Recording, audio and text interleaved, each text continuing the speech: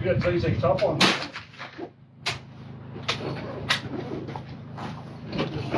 Facebook Live. Yeah. Yeah, like a rail was.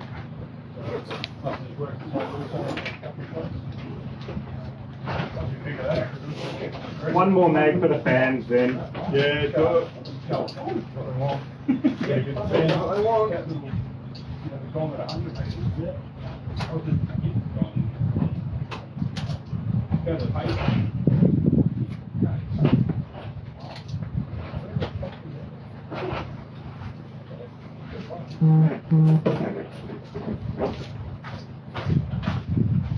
Yeah, run.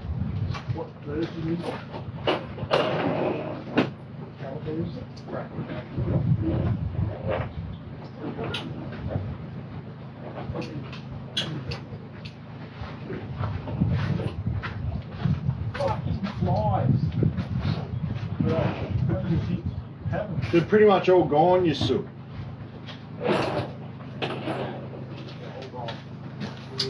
Not long to land.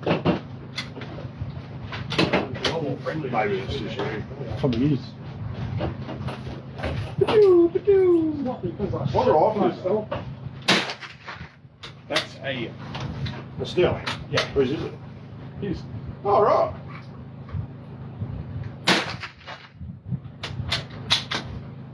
Apparently it didn't shoot.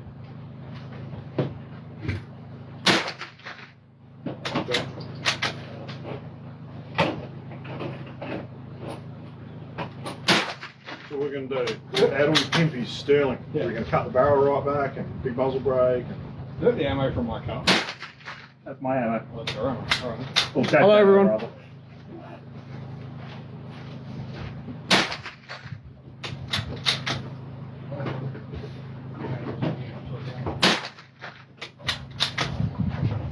so is he going to put a chassis on it or Oh, you should. cut the barrel down, big tactical 4-in, Comment. muzzle brake like what's off, Comment below what type of chassis. yeah, what should we do to What's up? pimp Dave's Sterling?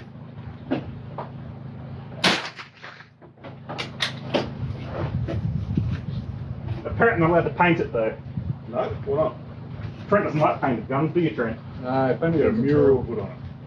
Well, I'm already planning on painting my Savage when it gets here, so. Yeah, do it. The Oh, Gabriel's on from Broome. hey Gabriel from Broome. How are you? Macropod's always on, so gotta say hello to Macropod. Where do you want the camera set up? Well, I reckon you leave it where it is and we stand out there. All right. What have we got to talk about? I don't know, whatever.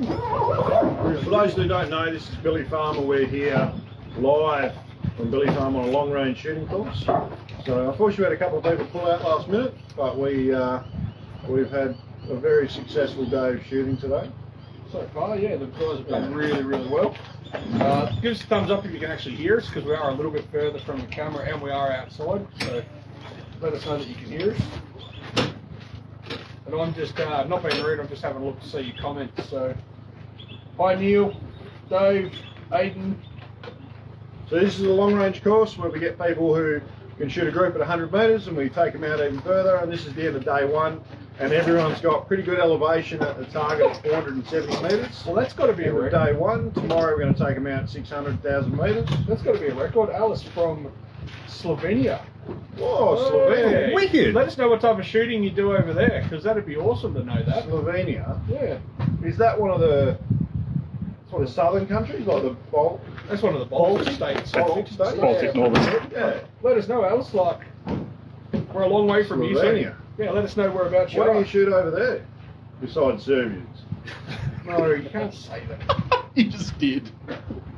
Okay, she's Sorry. gone. No, I don't know what the geopolitical program that's going on over Well, I there. guess he's probably not going to answer now. He's probably just going to hang up. but- I'm sorry, mate. I didn't mean to. It's an Aussie thing. We can't take him anywhere. No. When we do, we've got to take him back to apologise. So, but yeah. So today, everyone did relatively successful. There was a couple of little technique problems. So this is the long range course. we typically don't do marksmanship principles and technique on a long range course, but obviously we kick people around and tell them to do stuff. But we had a couple of guys today who were shooting well. Don't laugh at him. They shot even better after we had got them to hang on to the forend. So one thing which is, I don't know if it's still published on precision shooting website. Sorry, the fly's arguing with shit. Not me. One thing that it should be published on precision only website. If it's not, I'll see if I can find it and post it up. Is an article written by a ex-army sniper who talks about how Australian or US? Australian. Australian. No, it might be a Yank. Sorry, it might be a Yank. I know the Yanks don't like to hold the forend. They teach their guys to actually.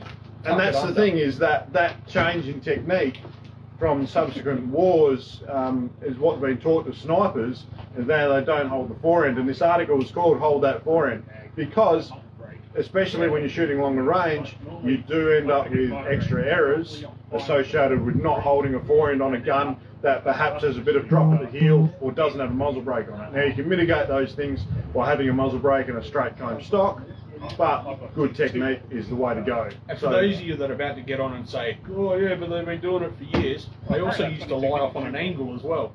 So techniques change over time to improve the outcome of the shoot. Yeah, at the end of the day, it improved the guys that we gave a bit of advice to today on their shooting. Brought the group sizes right in, much more consistent, because one of the things about long range shooting is looking at your errors and attributing them to the right variable. And that way you're not just fixing your zero at whatever range you're shooting at, but you're fixing your zero at every other range simultaneously. I concur. Fair comment? I think that's a fair comment. Yeah. So what else has been going on? How's your bum, Trent? Yeah. It's doing well. It's doing well. Back on the mend now? You don't have to have surgery? For all you guys out there, it wasn't actually me hole. I was just growing a second one above it. It's actually a lot more common. Every single person that I've gone to tell this story to has said, oh, actually, I know someone who's that, and fucked it for me, because I thought it was like a quite unique thing. So I've been trying to take the piss out of you to everyone that I meet, and it hasn't been successful, no. Nobody talks about it because it's not one of those afflictions, I guess, that you would actually talk about. Unless you were someone's mate. Yeah. So essentially, it's called a pilonodial abscess, and it can be quite painful. It was quite painful. Next to your butthole. No, it's right at the top of my butt crack. Oh, it's above the butthole. Yeah. So okay, so non-gooch side. No. So it's up the top side. You got you. And essentially, what it is it is a hair that grows out normally. It comes out and it goes back down a sweat gland and grows into your body and creates an infection, which creates a great big pussy sore, and it creates an abscess. It depends where the abscess goes. Actually, a few of the guys that I spoke to about it have had them go in different directions. Mine actually went straight in towards the spine, but I've actually spoken to another couple of guys that had it go actually down his leg, and another fella had it go into his butt cheek. So how long is this fucking? How long are your butthole hairs? You got like 1.5 foot fucking ass hair or something. That's right. Yeah, that's right. So that keeps away all the non-men. In contrast, his beard is pathetic. Yeah, that's right. You know, it's like, so that's one of the things that's been going on. The other one is I've had another reoccurrence of my skin cancer has come back. It's come back. It's just never gone really. Yeah, that's right. All your attempts to get rid of it have failed so far. So now he's going to become Captain America's nemesis. Yeah. So this will be so for the next few weeks, I'd say I'll be sort of on and off again. So if you are missing talking to me, I am trying to get to work. It's just I do have a lot of doctor's appointments going back and forth and stuff like that.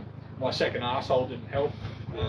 I actually did call it my Zaine. The third arsehole. I called it my Zaine hole. I'm second. Because, I never had one before I met you. No, well, I'm the number one arsehole. That's right. Technically, because it's close to your butthole, that can be the number 2 arsehole. That's right, yeah. So, feel free to read Zaine and call him an arsehole. Oh, Spencer's on. Hey, Spencer. Macropod wants to see it. It looks a lot like him. No one wants to see it. Yeah? It's, yeah, so it was actually, the infection's cleared up with just some antibiotics. It's about a week's worth of antibiotics. I was on 1,000 milligrams of, I can't remember something. And, Penicillin. no, it was different from that. Oh, Yeah. Are you penicillin, I believe? No, it was just what they give you. It was actually 2 antibiotics and 2 different ones in the Oh, same right. tablet. Yeah. Just in case you get a super butthole virus. Yeah, it's very, very painful. Like, you can't sit down. Golden staph in the butthole. You can't lie down. You have to lie on your stomach. You can't wear undies. It rubs on it. You have to lie on your stomach. Boy. Do you roll off the bed a lot? Or? Yeah, fuck you. My lacy ones, yeah, rubbed on it a bit. So, yeah. Anyway, moving on.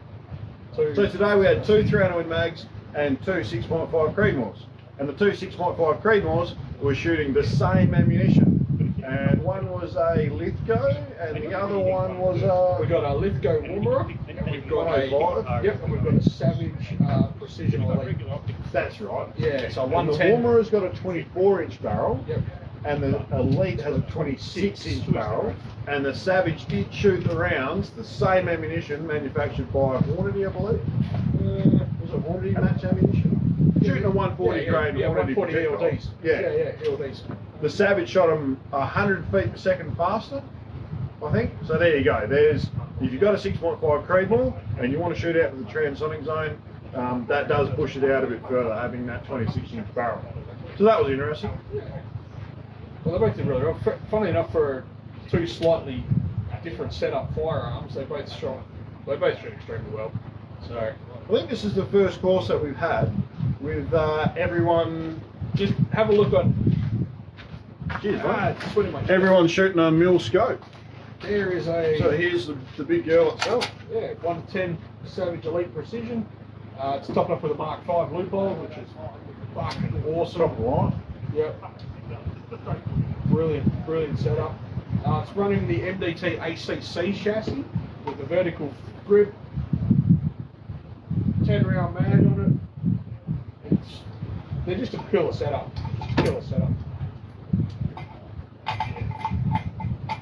MDT rings on that one as well. The Elite rings with the spirit level bubble in the actually built into the ring. So you can see with the ACC chassis, you can actually move the buttstock plate up to make it more in line with the barrel. So that way the recoil comes straight back through your shoulder. And that stops muzzle lift, which means you don't have to hold onto the forearm as much. You can hold onto the bag more. Any MDT skeleton chassis like this, buttstock like this, does come with that ability. So the ones that you get on the ESS, the LSS version 5 buttstock, they all have that ability to lift that up.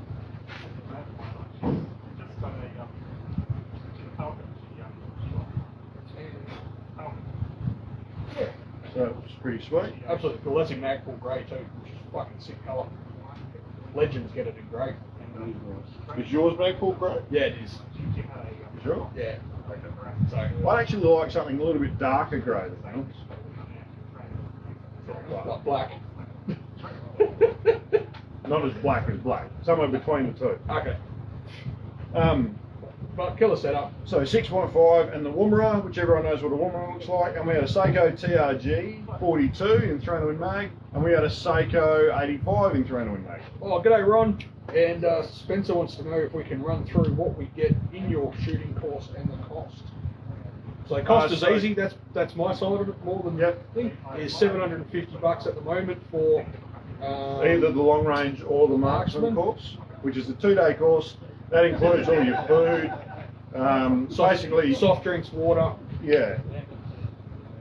So if you can get transport out here, you're welcome to come out here yourself. Most people drive themselves out here. If you can't, I can bring you out here with myself.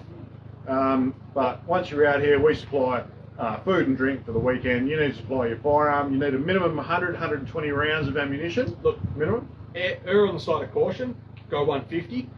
As we've seen just today, and on most courses, the guys do blaze through a lot on the first day and leave themselves really short on the second day. Yeah. So you're better off going home with ammo rather than running out at 10 o'clock tomorrow. Yeah. So make sure you bring out more Watching than, everyone else. you know, we do say 120 as a sort of minimum, Yeah. but if you bring 150, 160, then you're definitely going to make it. And if you have any problems with your rifle, which means you're going to burn through more ammo trying to fix it, then obviously more ammo the better. We had a rifle today, one of the guys, his scope base came loose on the gun, but we were able to fix it. Which is pretty much on the definitely spot. not uncommon on these courses. Absolutely. We have that happen, I reckon, at least every course. Every course I've got to help someone with their gun. Yeah. And Which it's, is a fortunate thing, like that I'm a gunsmith, because otherwise you're fucked. You wasted $750, you stand around for 2 days with your cock in your hand, Yeah. not doing anything, because your gun won't get anything. that's right. So it's one of those things that we don't want you to go home disappointed. So Zane brings out not all of his tools, but you know, a Good vast selection of tools. selection of them. So if anything happens like that, we've also had other weird things happen, like, you know, a guy's put a muzzle brake on, a slip-on muzzle brake that, you know, the bullet's bouncing off it. You know, and we found that out here. So these guys haven't literally gone home going, fuck, what's going on with my gun? We fixed it. If that even includes pulling the muzzle brake off, so they can shoot and keep going and learning. But the long range course, it's the one we're running today. The design of the course is to take someone who can shoot a group at 100 metres and teach them all the variables involved with long range shooting that allows them to hit a target on the first round. So you might have a target 600, 800, 1,000 metres away. The idea of the course is that you've got all the information that you need to make all of your adjustments on the scope to then hit that target with the first round. And by group, we're talking an MOA. We want you to be able to shoot in each group. Yeah. If you can't do that, then the long range course is really not designed for you. No, you really should be doing the marksman. We want you on the marksman's course, where we can actually go through and find any of the little flaws that you might have in your technique, and sort of get you up to the level that you need to be at to be on the long range course.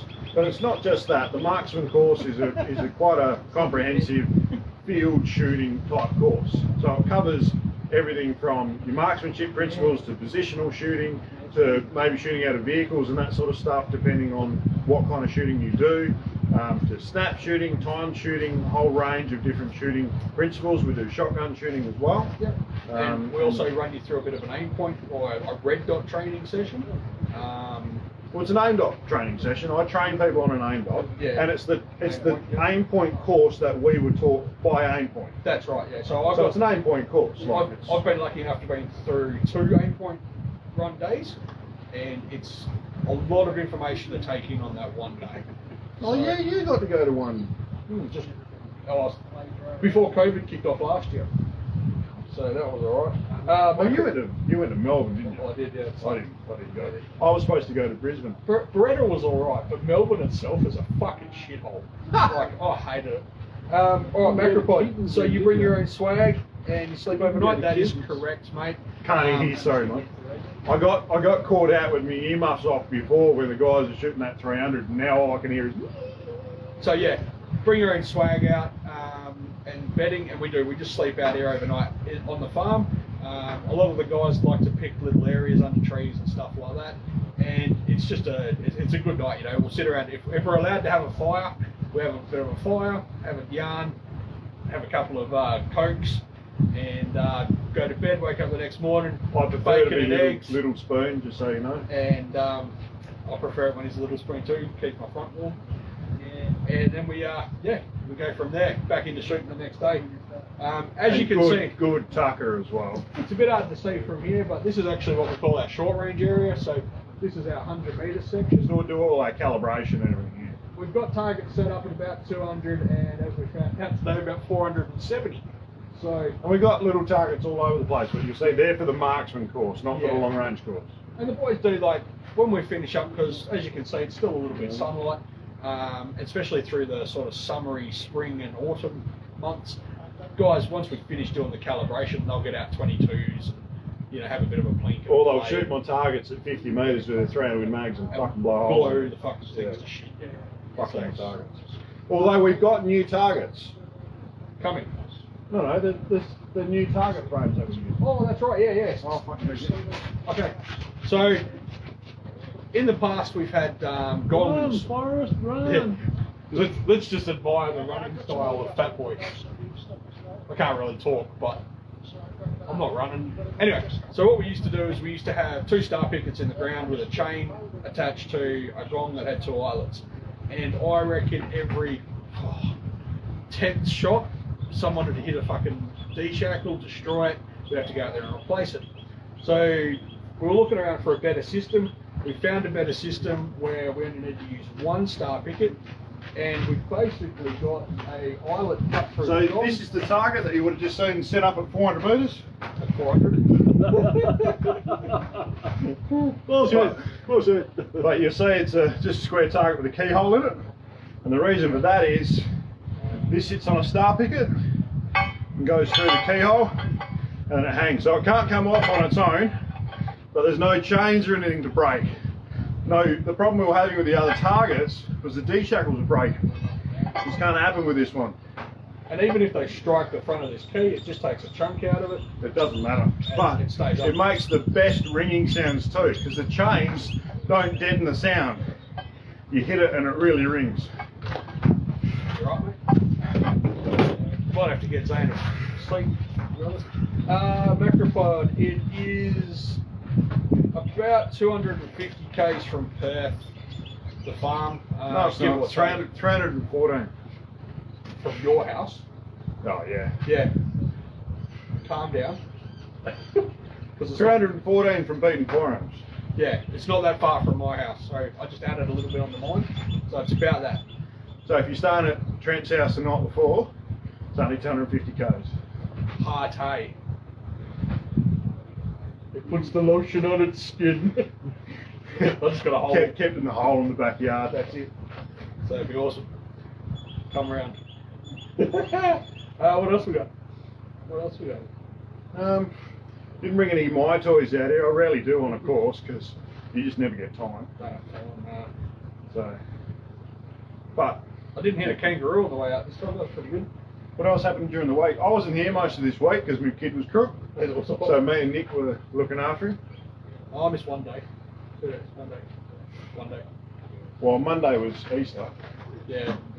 So I hope everyone had a good Easter. So I technically only worked Tuesday and Thursday. Oh, you didn't work Wednesday? No, I wasn't there. Well, technically you worked today. Yeah, that's right. I worked half a day Tuesday, half a day Wednesday, half a day Thursday. Well, you turned up. Yeah. And you would have seen that I'm working on in my spare time after hours. Shane Hailmore, can I bring some toys and come and play sometime? Yeah, Shane, absolutely. You are always welcome, mate. Anytime you need, well, nah, I shouldn't say anytime you need to come and shoot. You've got your own property. But anytime you want to come and shoot with us, you just let You're us know. more than welcome to come out here for a shoot. G'day, Paul. How are you? Yep. Jason, that Z buggered off to bed. Yeah, that's it. I'm fucked. So, I'm going to bed. That's good. Well, we're about to have a big feed. Yeah, so we've got our we've got Scoops and his missus out here. They've done a awesome feed up like they normally do. All the guns are away, so I can have a beer down as well. Yeah, without getting in trouble from fuckheads. Right, now I know why you guys were missing today. Yeah, no, we were just fucking about. We'll be missing tomorrow as well. Yeah. So we'll come back. So the 2 days pretty much, we'll start shooting, give or take about 8:30 tomorrow morning. And if the guys have still got ammo, we will shoot right through till 2 o'clock. And that's when we pack up and we head back to Perth. Because that gets us, most people home around sort of 5:30, 6 o'clock, depending on how far they've got to drive. So, but it's a good course. We cover a lot and a lot of scientific. So this is a course that Glenn used to run before me, for those people who knew him, before I bought the IP off him. Now he used to run a 1-day course and a 3-day course, like an introductory course at 600 yards, and his 3-day course was an 800 metre course. What I've tried to do is I've tried to get all the info out of his 3-day course and sort of compress it and condense it down into a 2-day course. Now I don't go into as much detail on the nerdy side of things as he used to in his 3-day course. Yeah, I try and cover what I can in a 2-day course because logistically we just can't do a 3-day course in 2 days, and we can't do a 1-day course because it's not financially viable for clients.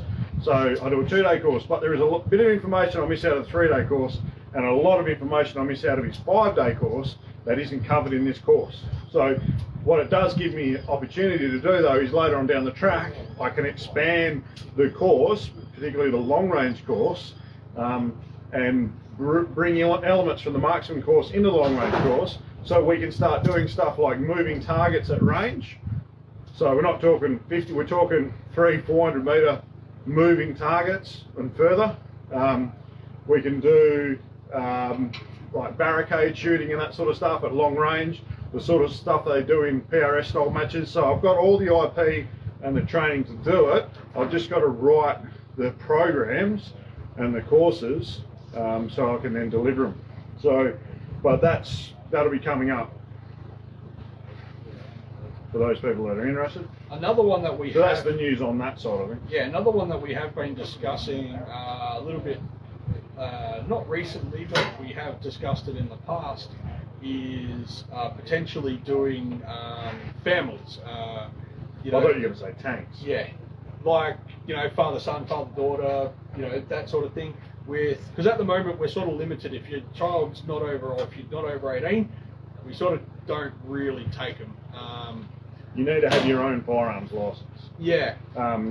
Yeah, because we can't be sure that everyone that does the course should be doing the course, you know what I'm saying? So we do put gateways in place to make sure that we don't get people doing the course who probably shouldn't be doing the course. So one of the ways of that is you have to have a firearm license, because if you've got a firearm license, it means you're a fit and proper person.